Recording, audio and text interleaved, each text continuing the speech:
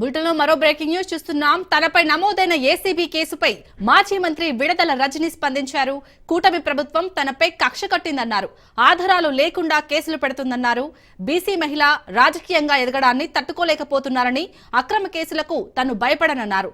న్యాయ పోరాటం చేస్తానని ట్వీట్లో పేర్కొన్నారు విడదల రజని.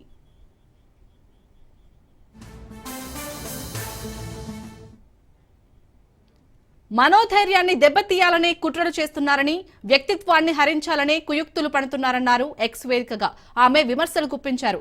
అక్రమ కేసులు పెడుతూ విష ప్రచారాలు చేస్తున్నారని మండిపడుతున్నారు.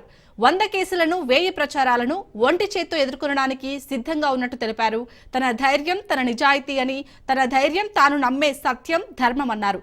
ఎదురు చూస్తూ ఉంటా, నిజం బయటపడ్డాక మీ ముఖాలు ఎలా ఉంటాయో చూడటానికి అంటూ ఎక్స్ లో విడుదల రజని రాసుకొచ్చారు.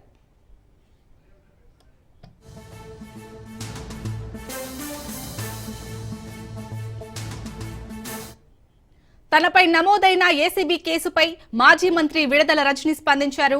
కూటమి ప్రభుత్వం తనపై కక్ష కట్టిందన్నారు. ఆధారాలు లేకుండా కేసులు పెడుతుందన్నారు.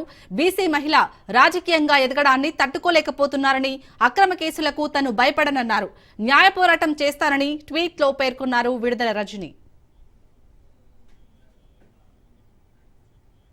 మనోధైర్యాన్ని దెబ్బతీయాలని కుట్రలు చేస్తున్నారని, వ్యక్తిత్వాన్ని హరించాలని కుయుక్తులు పన్నుతున్నారన్నారు విడదల రజని. ఎక్స్ వేదికగా ఆమె విమర్శలు గుప్పించారు. అక్రమ కేసులు పెడుతూ విష ప్రచారాలు చేస్తున్నారన్నారు. 100 కేసులను 1000 ప్రచారాలను ఒంటి చేత్తో ఎదుర్కోవడానికి సిద్ధంగా ఉన్నట్టు తెలిపారు. తన ధైర్యం తన నిజాయితీ అని, తన ధైర్యం తాను నమ్మే సత్యం ధర్మం అన్నారు. ఎదురు చూస్తూ ఉంటా, నిజం బయటకు పడ్డాక మీ ముఖాలు ఎలా ఉంటాయో చూడటానికి అంటూ ఎక్స్ లో విడదల రజని రాసుకొచ్చారు.